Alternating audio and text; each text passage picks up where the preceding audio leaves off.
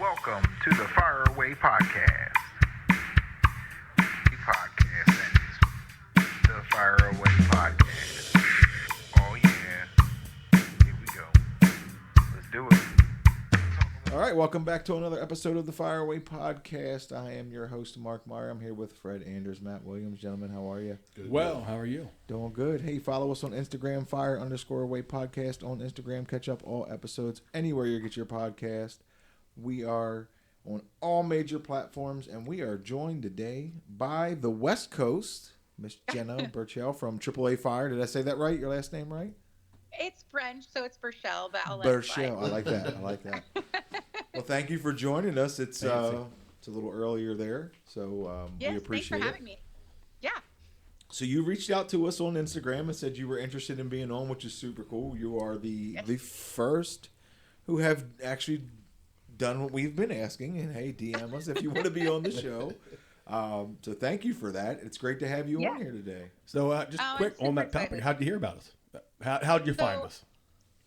So our CEO, Mary, is a part of a group that has visited your guys' facility, and she's in contact with the president of your company also. And so that's how I found you, was when I started working for AAA Fire Protection. I was looking at all the accounts that we followed and sort of wondered why. And then I came across the Fireline podcast, of course, and my intrigue was piqued. And so I kind of researched into that. And then I've been following and kind of listening and stuff. And I love what you guys are doing. Well, thank you. Yeah, we're very lucky. We say that all the time, that we actually get to do a podcast at work. And, you know, we started this for an internal customer service piece. Yeah. And we focused on employee spotlight, but we also said, hey, how do we get people around the industry to join us and talk like about Jenna at AAA Fire? Yeah, to talk about what interests them. And so if you listened before, we certainly like to do a little bit of who are you, where'd you grow up, where are you from, how'd you get into this industry? So if you don't mind touching on that a little bit. Yeah, for sure. So I am from Montana originally. I grew up in a really small town. There was 28 people in my graduating class. So it was a real adjustment for me coming over to Seattle and beginning to realize that not everybody was so friendly and wanted to help. And I would get comments all the time like, "You're so sweet, you're so nice." And I thought it was so bizarre because, you know, in a small town, you know everyone and there's no strangers, right? So that's kind of something that I've carried with me into the career that I have today. I actually had worked at a previous place called DTG Recycle, and I did all the kind of marketing collateral for them and commercials and sales and a little bit of all that stuff. And I'd worked with J.R. Lashur. He came over to AAA Fire Protection from the recycling industry to be the director of operations over here. And he always said, you know, when we get, you know, a little bit bigger, I need to bring you over here and I want you to do the same thing. And so sure enough, last year they contacted me and they said, we need you to come over here. We would love to have you. And it's been just such a fun ride ever since. So I don't come from the fire protection industry, but it's been my favorite industry to get to know by far.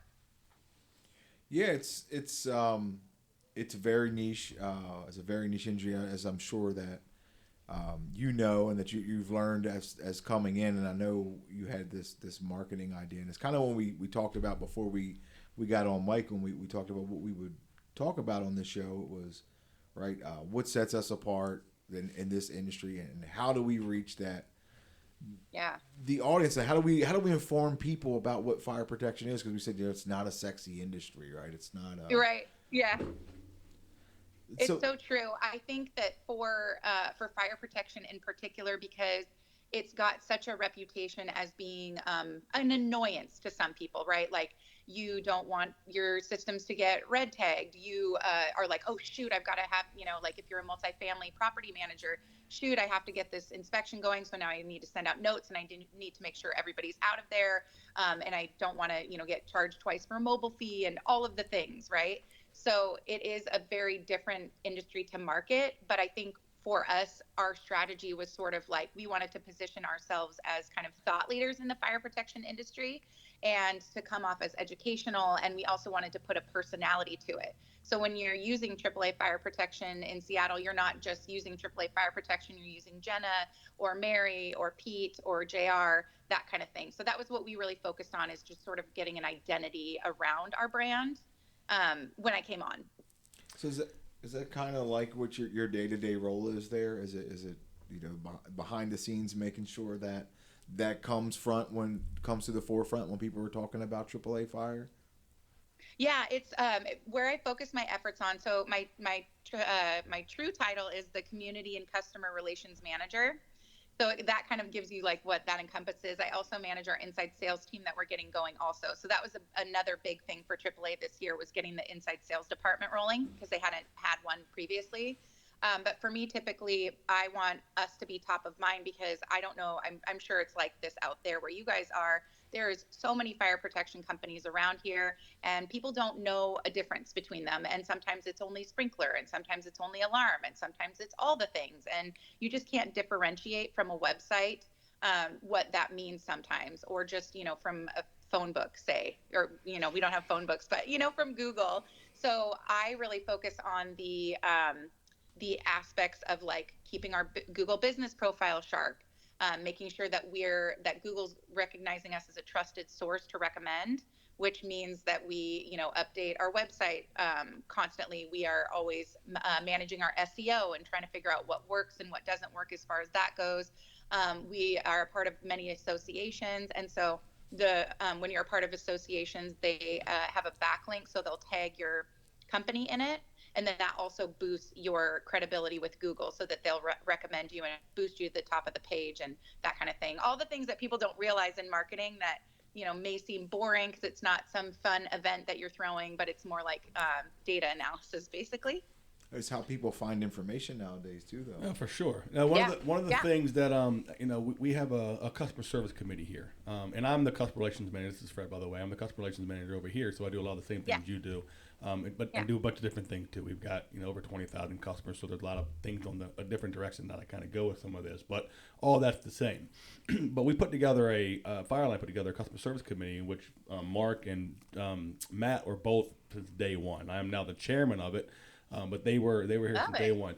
So and talking about Anna and Mary, right, the president of the company, Anna, her vision, the reason why we chose to go to the customer service committee and really push customer service was just kind of what you were talking about earlier, which is there's many fire protection companies around here, and you're all selling the same services and same prices, and everything's pretty similar across the board, right? So where can we set ourselves apart from the competition? And the direction we decided to go, which is what we're doing now and really pushing hard, is that customer experience. Setting themselves apart from everybody else by the way we treat our customers, the way we treat our internal customers, the way that we go about our business, our technicians, our service coordinators, you name it. So that's finding ways to really kind of set yourself apart from everybody else, and by doing it this way has been very helpful and very eye-opening. Yeah, you guys are models in the industry, I will say. I've definitely, Mary has pointed me towards a lot of like your website or the podcast and all that stuff. So you guys are doing some incredible things in fire protection. Well, we appreciate it. I know it is a huge part of our culture here, and something that we, as like Fred was saying, it's something that we're working on day in and day out with the committee and our employees. We don't like to just make an SOG and say this is how you're going to follow it when it comes to customer service. We try to get their input on it as well, because I'm a true believer that's how you get the buy-in. Is even if you steer them in the right direction and they believe it's partially their idea, they're likely to buy in on it and get behind it. For sure. So that kind of stuff. Yeah. So I mean, what are you, when you're marketing, right? What do you find is the biggest challenges? I mean, is it just that people don't really understand what fire protection is, or? I think it's for the industry. There's so much content, to be honest. You have to find your audience for that content that you're trying to put out there. So if you're branding yourself as like a serious fire protection company and that's the direction you're going with it, that's probably not going to be as reachable as like a personality.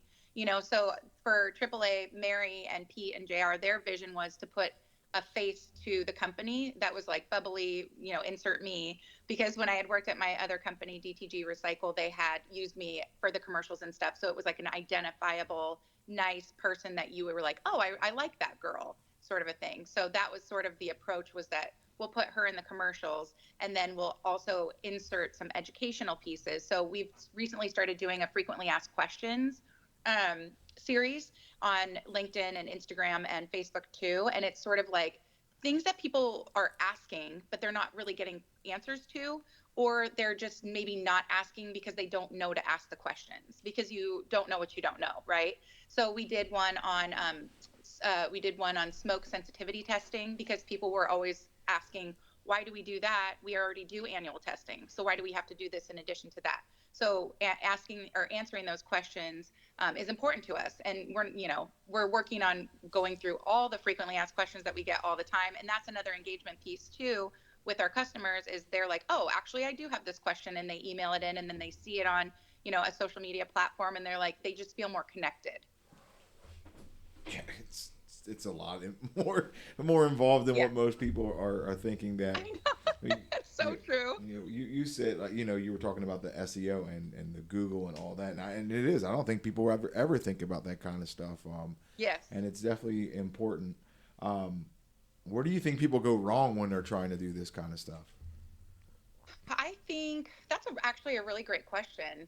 I think anytime that you are actually actively marketing, you can't go wrong. I think where people go wrong is to not put the importance on the marketing aspect in whatever industry and whatever business that you're in, but particularly fire and life safety, because they're like, either it's people who are old school in the industry and they're like, oh, I don't need that. But in order to grow your business, as you and I are both saying, you need to be on Google. You need to be a reputable source online, because where do you think a property manager is going to go? They're not going to flip through a Rolodex of business cards. They're going to Google fire, protection, and that's going to come up there.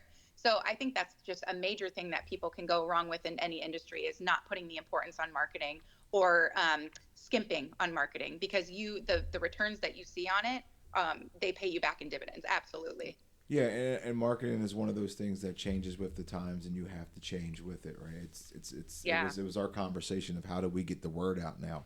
Well, we can send 1,000 emails and surveys, but people are listening to podcasts now. So we started a podcast. Just ways that we could reach and market and think outside the box to try to change with the times. Because some of those other things weren't working anymore. Some of the old school ways, like you were saying, doesn't work anymore. We do have a presence in the area, and that's great. But as businesses changed and as new owners took over, may not know so much about what we were doing. So, right, our strategies had to change, and how we put ourselves out there, and how we educate our customers on what fire protection is and what it means. Yeah. I know as the codes change as well, and it gets stricter. We always say that in this industry, it's a must-have, not a need-have service, right? Yep. A lot of the things are code-based and law-based, so it does make it harder for us to get our foot in that door, right? People, a lot of times they're looking for the cheaper guy or the corner to cut to just get the fire marshal off their back, if you will. Yep. So really putting yourself out there with the rest, and how do you stand out? How are you different? It all comes down to your marketing and how you market yourself. And to your point, exactly. Mark, too, it's navigating through those customers that you really don't want. We don't want everybody, right? And that's just the nature of it. We don't want those customers who aren't going to work with us, or fix their system or keep it up to date, and who really don't take life safety the way that they should. And it's the marketing whole part of it, which is doing just that, is really pushing the importance of life safety, and what we're doing is what we're doing. I'm sure as you're doing this and learning, one of the first things the businesses want to cut is on this, because it's out of sight, out of mind. It's not something you see. It's not your face every single day, right? It's a panel on the wall in a closet somewhere, and some sprinkler heads that are kind of hanging on your roof if you happen to have that. So you don't think much about it. All you know is I got someone come once a year to come do an inspection, whether it's extinguishers or fire alarm or sprinkler, what have you. And the next thing I know, I have a bill, or they tell me these things wrong, and I've got a $3,000 bill to fix something. So, and then they don't understand it. So educating them on why it's important is important. Yes, exactly. And I think, like you said too, it is code required. So if I can just call anybody, I'm just going to call anyone. And when you have to really dive into like the semantics of the natural attrition in the market, right? So like property managers, they're told by a board to get 3 bids. And so they don't have a face that they're looking at. They're getting 3 bids, and the board's saying, let's do it the cheapest way. So let's go with this person who, just started their own company, and they're doing it for cheap because they're trying to get more business. And so like last week, actually, I had a meeting with this gal, and she was like, we need a full fire panel replacement, but she's like, I'm trying to get the board for the condo association, or the condo they were a part of. She said, I'm trying to get the board to understand the importance and the cost of replacing that panel. Like, they had to do it right. But one of the board members was like, let's just get it on eBay. It's like, I'll get it on eBay. It's like $5,000 as opposed to, like, I think we were gonna, it was like 18,000 or something. And that's how he was gonna save money. We were like, that is so great. We cannot touch that with a 10-foot pole. Yeah. So, like, which part of the life safety business don't you understand, Jen? Exactly. Yeah. But we deal with that stuff all the time. The time. I tell people, Matt here, who's with us, he's done we do some fire extinguisher safety training around the area as well. And one of the things I tell people when it comes to fire protection is you get what you pay for. Like, if I always say, hey, if the airbag in your car goes up, are you going to buy the cheapest airbag you can find? No, right? When you need it to work, it has to work. That's how we try to look at the life safety. But people never, for some reason, when it comes to this, it's kind of out of sight, out of mind. They don't know how important it is. And hopefully they never have to use it or see it used. Yes. But they think it's just a requirement that, well, I have a panel hanging on the wall. It's never going to need to work. I'm never going to need it, right? They never need it until they need it. So. It's a nuisance more than anything else. Yep. Yes. And like you said, hopefully they never need it. But if you, like, we have a technician who always tells a story about how, I think he was a firefighter previously and saw a pretty tragic fire situation. And that sort of instilled that importance in him of fire and life safety. Because like you said, if you don't need it, then you're like, oh, it's a racket, right? Like, it's just, you're charging me too much. You're just nickel and diming me and all of those things. But well, what we try to educate people on with our technicians, our division managers, and even in our marketing is that, this is very important stuff. And if it fails, it's really, really bad. Like, it's, has fatal consequences. Correct. If it fails. So you were talking. You used a term earlier that I was not familiar with, and I'm sorry if you guys are. I'm sorry, but you were saying you're talking about the backlinks and and why that's so important. Can you explain a little bit more about that to me and the importance of that? Yeah. So backlinks, basically, it's any other website other than your own that's going to tag you in it. So, for example, when you guys post this podcast, you'll tag AAA in the podcast. And so that will automatically boost our credibility in Google because we aren't personally recommending it. There's another third-party resource recommending it. So the more backlink associations that you can have, the more it boosts like your SEO and your Google profile. Because ultimately, Google just wants to know that they can trust you and you're not a chatbot or AI or whatever you want to say. And so when, so for example, we also are a part of NAFED, right? And I'm sure you guys are too. Mm-hmm. Everybody is. So they would have our name on their website. They would tag our website on there. So you would say, oh, AAA Fire Protection is a member of this association. And then they have a backlink on their website, right? So that's another trusted source that's saying, hey, they're credible. They're a part of this association. So like your guys' podcast, that's a perfect example of those backlinks supporting your website. And then if you can guest blog for anybody, so if you find other companies that maybe you could write a blog for and they would post it and then they would tag your company in it too. Anytime Instagram repost that or anytime we repost it in our stories, that also boosts your backlink. It's just all about having third-party resources, recognizing you as an industry leader, and then tagging you in that, and then you're automatically boosted. If that makes sense. It does. That makes perfect sense. And I've seen it happen. It actually happened to the Instagram page before, and I didn't realize that, that's what's happening. I'm just going, oh, cool, someone shared this. It's exactly what that is, right? When someone shares your post. I'm glad you asked that, though, because I'm sitting here thinking, backlink. What is a backlink? Yeah. And I like nerd out about this stuff. So I love the data behind all of these things. So even on LinkedIn, for example, there's this content creator that I follow. His name's Jonathan Core. I don't know if he ever pops up on yours. He's really popular. He's got 15,000 connections on LinkedIn. And so he did a feature on us last week talking about marketing efforts and how they work and the success that we've seen with the things that we've done and that kind of thing. So every time he reposts that automatically boosts us in Google and across the website, and on LinkedIn too. And every time your employees repost what you share on LinkedIn and every time they tag you in something that they're doing, all of that is building up your credibility as a brand on the internet. Yeah, and you were kind of saying before how important that is, right? How you know, your online reviews, your reputation, Yes. is so huge. You know, Yes. before I go to a restaurant, I'm looking on Yelp. Yep. You know, if I'm Yes. not familiar, it is the world that we live in today. So all that stuff is super important. Yes. You know, I'm trying to get a tree trimmed at my house, and my wife won't do it unless we get 10 different reviews. You know, or what not the reviews, bids on it. You know, like it's just a tree. Have somebody come out and trim it. Nope. And she wants to look into the company, you know, just for something as simple as that. But it does make a difference, especially when you're looking at fire protection. And we say it all the time with Fireline here is, you know, we're not the cheapest guy in this area. You know, we have 3 major competitors within 10 miles of us here in Maryland. Oh yeah. So you know, it is word of mouth and customer. I think at one point it was 93% of our customers came from referrals. You know, so we were amazing. Word of mouth. It was and still is really huge from us, and it even goes the same as our hiring here. A lot of our employees are word of mouth or referrals coming in from other employees. So and even that's a form of you know how we advertise ourselves and how we carry ourselves around here. Yeah, and our Google reviews aren't all that great. I thought your Google reviews were good. Well, that's another thing too, right? So there's so many AAA fire protections out there, and I'm sure there's other fire lines too. So sometimes people leave reviews and it's not meant for you. And one of the other companies, I think it was Guardian over in Maryland. Is that Guardian, over there? Yeah. Mm-hmm. Yeah, and I think they got like a bunch of reviews that they I saw them going on there and saying, "Hey, we can't find you in the system. Sorry that you had a bad experience, but that wasn't us," because they were getting so many from another company. Yeah. Yeah. I've left a couple here, so you know what I mean.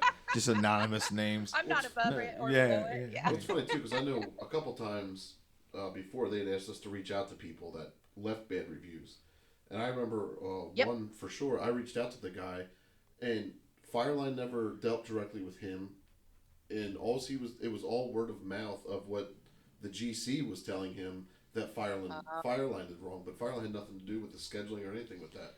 So he left a bad review, and he knew nothing about us. But that's why you have to promote those good ones, right? You get people to fill in those good ones, push those bad ones out of there, because you're going to get it. You can't please everybody, and some people just need that outlet, and that's fine. And we're not always going to do a perfect job, right? But if you have that good reputation, it's going to take a lot more than a bad Google review to change that. Yeah. And also it's so important for companies to respond to every single one. So when I got here, they hadn't responded to any. We had like 500 something reviews. And so I literally had to go back and answer all of them from like 4 years ago. I'm like, I know this is kind of out of context, but thanks for your business 4 years ago, because you know, it's like, because it's another tool for Google. It's all about pleasing Google, right? Like it's another tool for them that they're like, oh, okay, you're an actual active person with this organization that's answering those responses. And so anyway, that's very important. I'm going to put our customer service and our customer relations manager on blast here. Fred, are we doing that? Are we answering every Google review?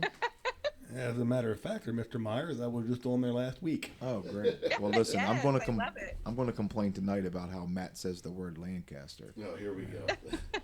And Bethlehem. Anyway. So look, we were talking about all this and how how you have to move with the times. So what's some of the biggest things you're seeing now, and how technology is changing, you know, the world that we work in fire protection, and how you manage it? Yeah. So as far as like the marketing efforts, I think you used to be able to kind of like trick the algorithms of things into like putting your stories at the top of it. But I think, you know, Google and Facebook and Instagram kind of caught on to that. So it's like now you can pay to boost things, but even when you pay to boost things, it's not always guaranteed to be successful, right? So I think as far as like the marketing aspect of it goes, staying with the times, there is nothing more impactful to somebody than a face and a handshake. There really isn't. So we really focus on community engagement. I go to a lot of our associations that we're a part of. I will go to the lunches and the breakfasts and make sure that I am connecting with people on LinkedIn and sending them a nice note. We're actually having a happy hour. It's the first one AAA's ever hosted. It'll be at the end of the month, and we're just inviting. I had each of the division managers invite like 10 or 12 people that they did business with, that they love, or that they did like one job with and want to do more, that kind of thing. And so they're all going to come here and have some beer and snacks in our lobby and kind of look around and those kinds of things. Folder. I think. It must have got it in my junk folder. Oh, yeah, I'm sorry. Yeah, you must have missed my e-bike. I'll send you one. I would love for you to come. That would be so much fun. Yeah, I don't think they're going to fly me to the West Coast. All right. You can always ask. No, but that's... You can always ask. But anyway, I really feel like that face-to-face like connection, there's nothing like it. And I do make an active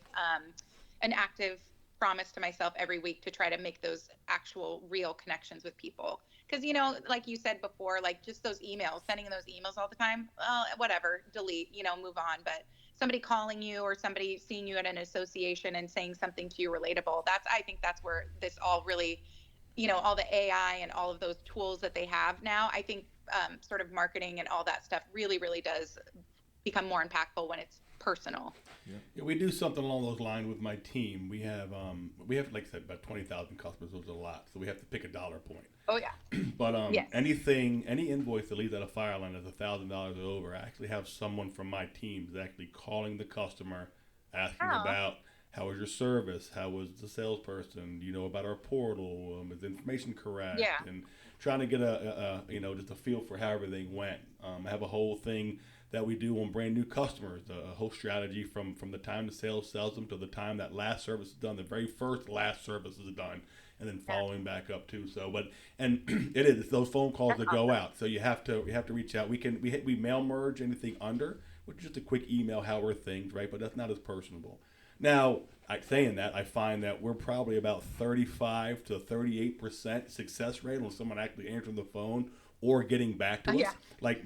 Which is fine though, but because we're still marking down, we're still making notes that, you know, an email went out if they didn't answer the phone, just saying, hey, following up this way. So it's still there. They're still getting it one way or the other. And they know that we're calling because we're leaving a voicemail. They know that we're calling because we're leaving an email saying the same thing. But the power of that, since we've been doing that over the last year or so, it's helped a lot of different things. And which is one, it's helped on any invoices going to collections or going over past due. It's helping minimize issues and problems before they get too late. We can take care of them from the get-go. It's just raising that, that hint of awareness of what's going on and make sure the customer understands, because they need that. And, knowing all that too, and maybe the person we're reaching out to maybe isn't necessarily the person that, we did the business with. So, but that also helps bring them together too. So if I'm talking to Jenna in the office and it was Mark who was in the field that my technician talked to, Jenna's like, well, I'm not sure. Thank you for calling. And then that gives you a reason to reach out to Mark and have a conversation about how Fireline's doing. So that's getting more awareness about the company and them talking about it as well too. So that's just one way that we go about doing that too. And I also think too, like, not everybody is a phone call gal. Not everybody is a handshake gal. Like, it's the masses shouldn't dictate how you do your like personal engagement and marketing to your credit and what you're saying. Sometimes an email works for somebody. Sometimes that's all they need, or sometimes they just really don't care and they don't want to engage in some way. And that's okay too. It's just different for everyone. Yeah, I mean, that's one of the things too. So when we have new customers come out, one of the things we have the coordinator do is I ask them, when you first reach out to that customer, number one, I want to be by phone to begin with, create that relationship over the phone. And then one of the questions I want you to ask is, what is your preferred method of communication? Are you an email person? Are you a phone person? So kind of setting those expectations from the get-go goes a long way as well. Yeah, absolutely. So you said the magic 2 letters, and whether we all like it or we don't like it, you were talking about AI, right? You mentioned some AI stuff. Yeah. So when we talk about the future of this, right, of not just fire safety and fire protection, of marketing, is that something that you're concerned with? Do you see it being good or bad for the industry or for your position and what you do? I think I actually had, this conversation at length with multiple people. When AI came out, I had a marketing director that I had worked for, and he loved AI. So he would show me these pictures that he mocked up of these AI people, and they would be missing fingers and part of an arm because it wasn't a perfect process, right? But he was like, isn't this so cool? He's like, a photo shoot like this would cost, $25,000. well, you don't have to do $25,000 photo shoots. Like, we would take people from our company and we would go down to the parking lot and do quick photo shoots with somebody who's good with a camera. I mean, you just don't, so while I do love and appreciate AI, I'm a real ChatGPT gal. Sometimes I don't know the tone of someone's email. So I'll put it in there and be like, is this too rude or something? Like what is the tone of this? But it doesn't make me nervous. I think it's a good tool for people who don't have the natural knack of marketing. I think it's great that they can kind of package that for people to make it sort of like 101 user friendly for people that don't have that sort of creative brain. So I fully support it. I do think that, it can't go so wildly that way where everyone's using AI. I just don't think that, the way that people interact will change that much. Yeah, so and it's just right. It's a technology upgrade, and I'm sure there'll be a lot of good for it.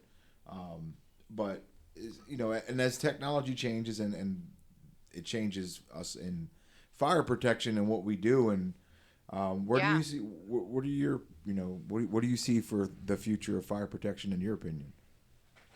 Well, I know that we started using and you guys may have these too. So, but this was new to me, obviously. So when they're doing the confidence testing, they have like automated polls that they use now that like they read the detectors and then impute the information back to like an app on their phones. And so we just started using those probably a couple months ago now. So it was a little bit interesting to get them used to like using those and just trying to keep like on trend with what's happening.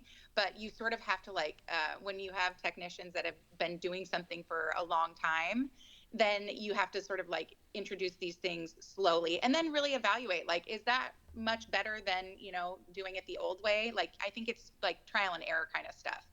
Yeah, I think I was looking at the sheet. It was like the key takeaways for business. I think for the business owner and homeowners is that it's going to make it easier to educate them. It's going to be more user friendly when it comes to fire protection.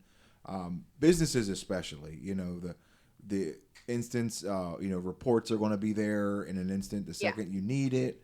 Accessibility, live chatting with a technician, possibly troubleshooting on site. So I feel like that's where we're headed, and that's what the consumer has to look out for sure. Yeah, absolutely.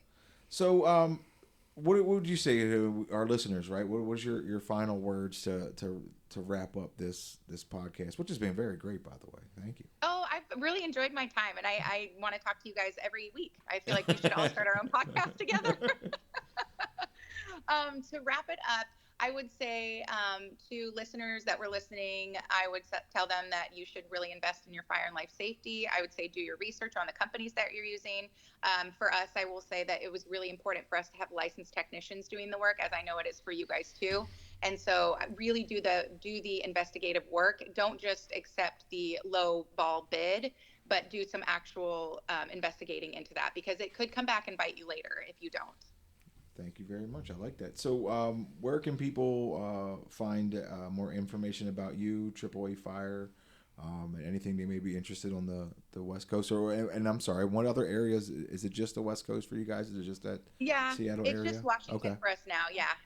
So you can find us at AAA Fire Protection on LinkedIn, Facebook, and Instagram. We had some other random Instagrams that some other marketing companies had put up there, so people were getting confused, but we got them all deleted. So AAA Fire Protection on all your all your social platforms. Find us, follow us. We put a lot of thought and effort into our content and engagement, so we love it when people follow us newly. And like Mary, our CEO, was at a conference. I think it was it the NAFED conference in Las Vegas this week?